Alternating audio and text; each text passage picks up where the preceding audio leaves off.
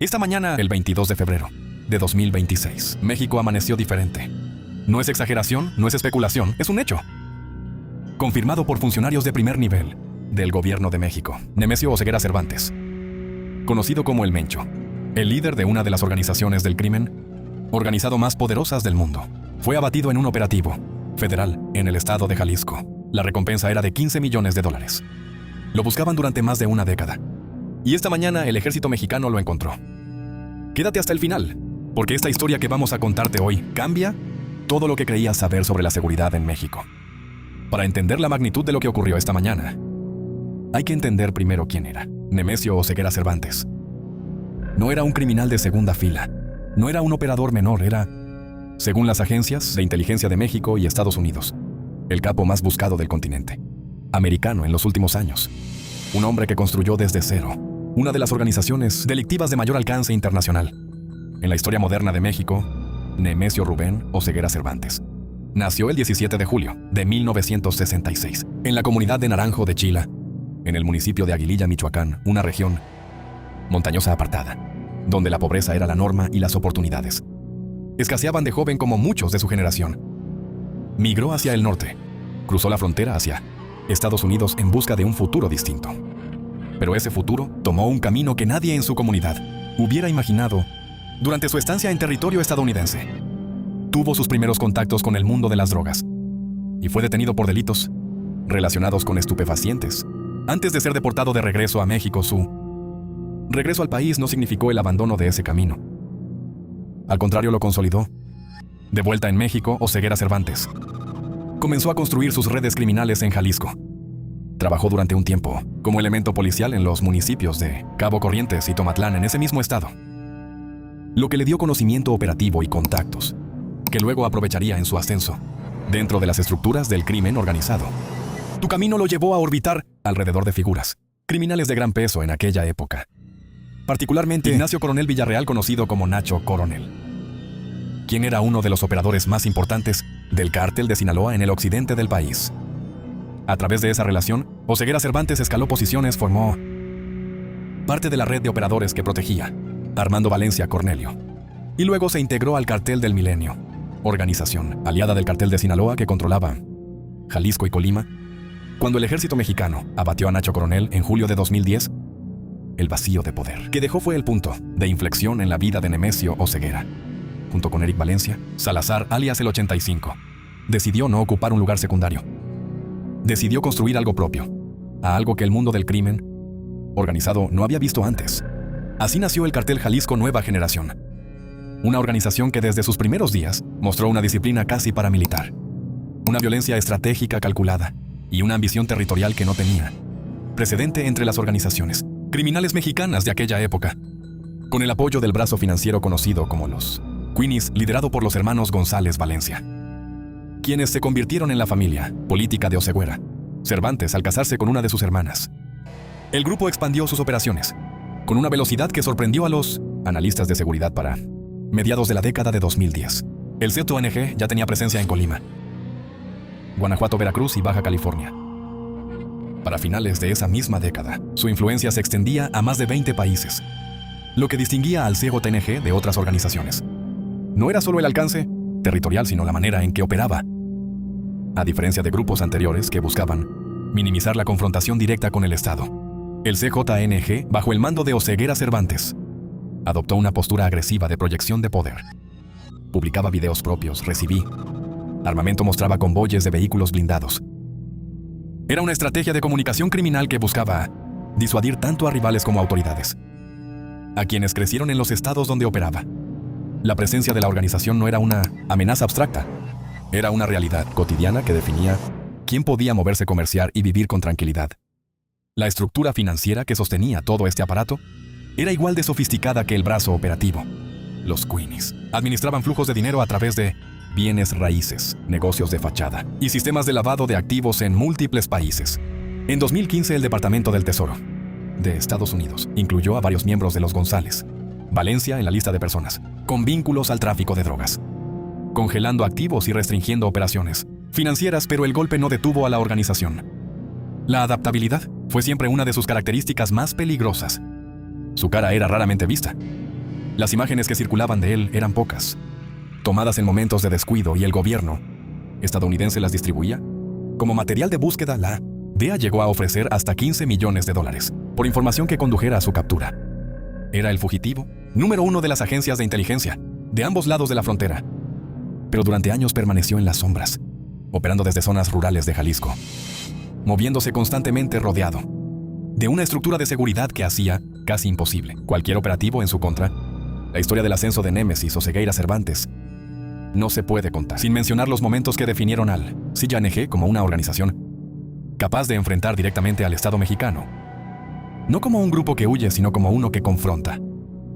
El episodio más emblemático de esa confrontación ocurrió el 1 de mayo de 2015, en los límites de Jalisco con Michoacán, cerca de Villa Purificación. Esa mañana, elementos del ejército mexicano perseguían a Oseguera Cervantes y a su grupo de seguridad. Un helicóptero Cougar de la Fuerza Aérea Mexicana sobrevolaba la zona en apoyo a la operación. Lo que sucedió a continuación conmocionó a México. Un proyectil impactó el rotor de cola del helicóptero, obligándolo a un aterrizaje forzoso. 3 militares perdieron la vida. El resto resultó con lesiones. 3 policías federales también fallecieron, y otros 3 desaparecieron. El año del juicio federal del hijo de Oseguera Cervantes, en Washington, fiscales estadounidenses sostuvieron que fue el propio hijo del capo quien ordenó disparar el lanzacohetes que derribó la aeronave. Ese episodio transformó al COCAVAC de grupo en ascenso a objetivo prioritario del Estado mexicano, pero no lo debilitó. Al contrario, la organización continuó expandiéndose. Con la captura de Joaquín Guzmán Loera el Chapo en 2016 y su posterior extradición a Estados Unidos, el vacío de poder dejado por el cártel de Sinaloa en múltiples regiones del país fue aprovechado por el CYANG para reforzar sus posiciones. En junio de 2020 ocurrió otro episodio que marcó la historia reciente de seguridad en México. Entonces titular de la Fiscalía General de la República en Ciudad de México y hoy secretario de Seguridad y Protección Ciudadana, Omar García Harfuch, fue víctima de un atentado en la capital del país.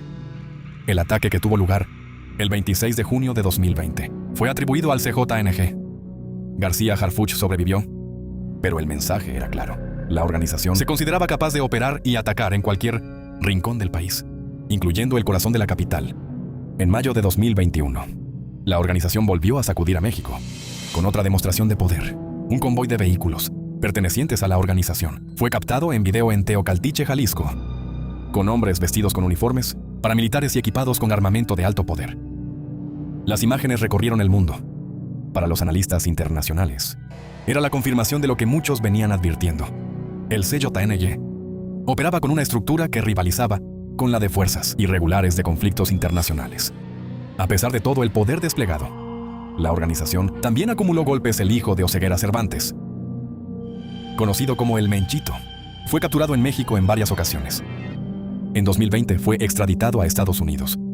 En 2025, un tribunal federal estadounidense lo sentenció a cadena perpetua y a pagar una multa de $6,000 millones.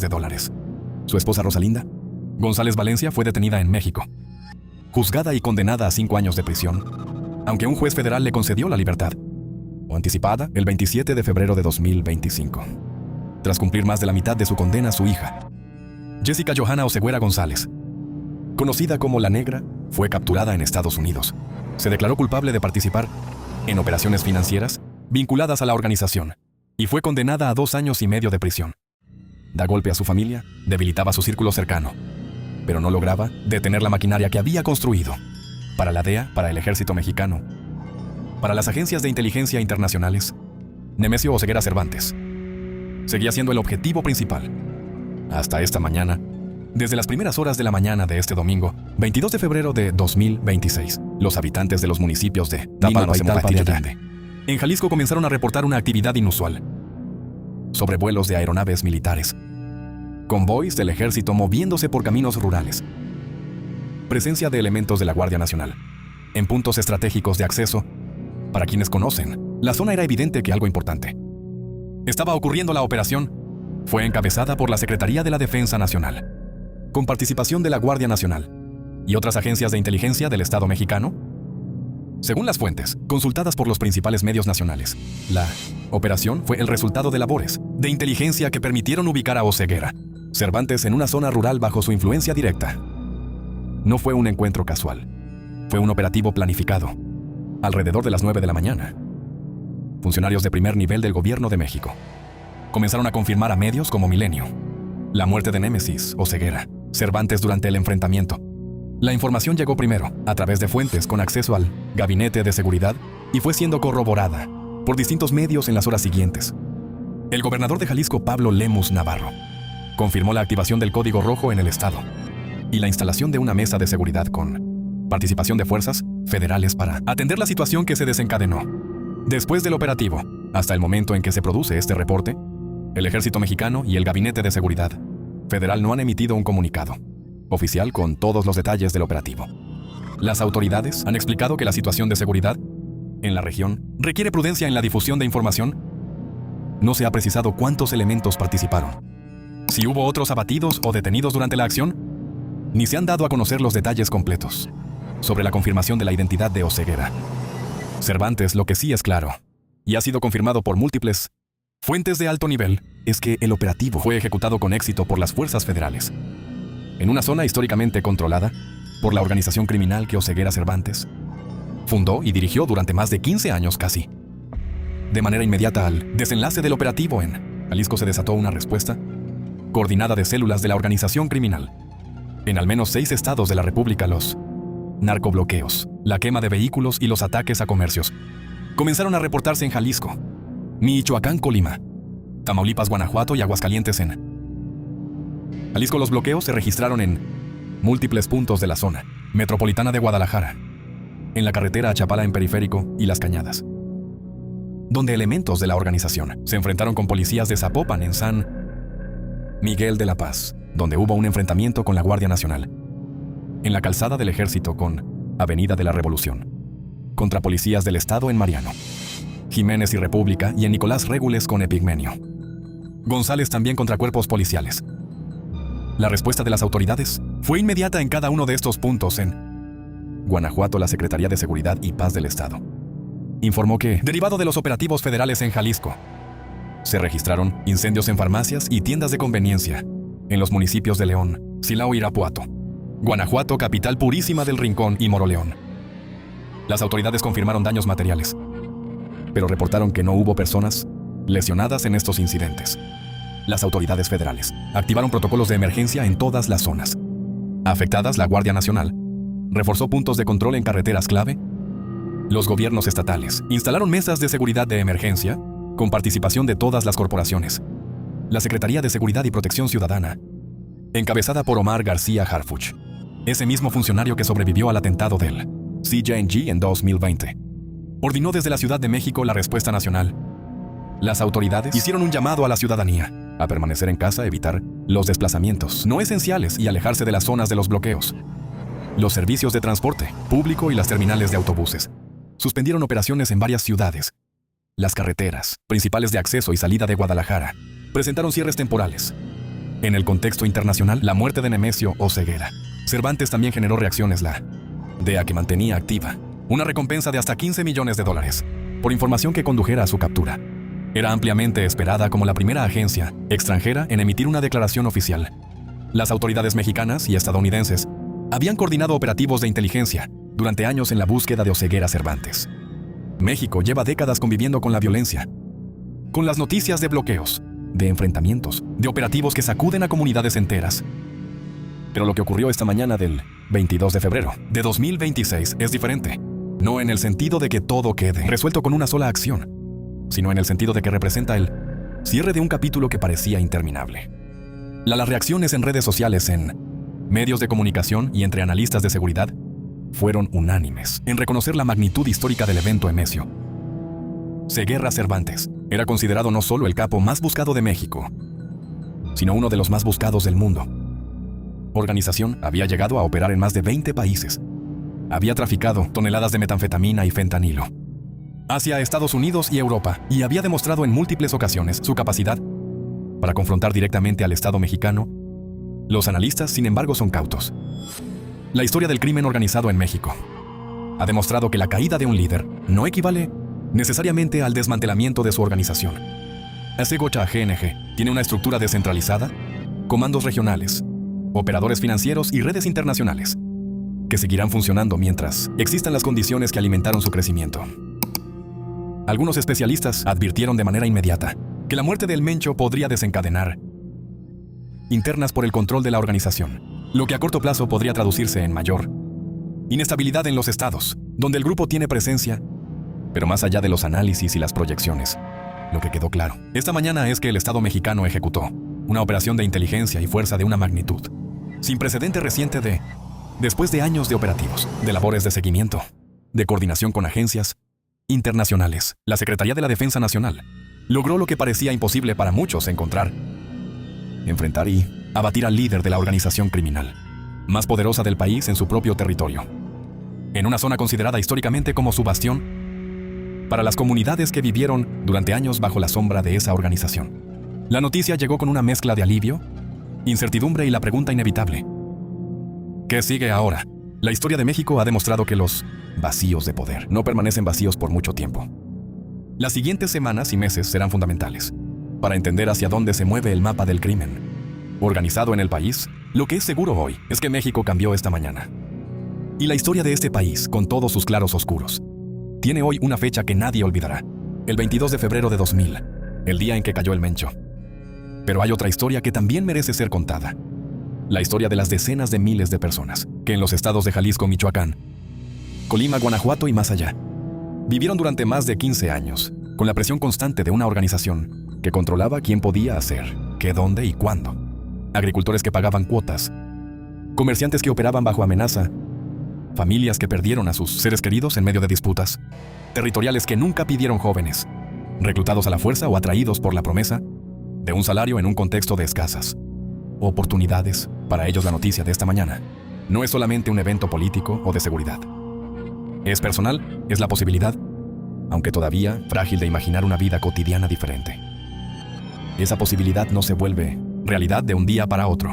Requiere que el Estado no solo gane operativos, sino que construya presencia, ofrezca servicios, genere oportunidades y garantice justicia de manera sostenida. El operativo de esta mañana es un paso histórico, sin duda. Pero es solo un paso. La caída del Mencho es el final de una era. Pero el futuro de las comunidades que vivieron bajo esa sombra depende de lo que el Estado haga ahora. Y eso, como siempre, es la parte más difícil.